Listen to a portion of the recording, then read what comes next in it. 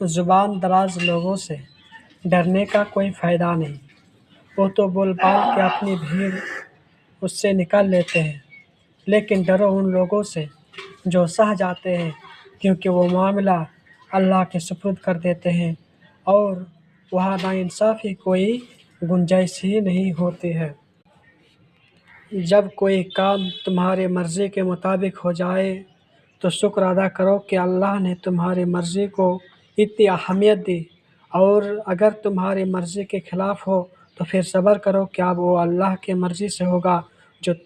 جو ہماری مرضی سے بہتر اور زیادہ افضل ہے۔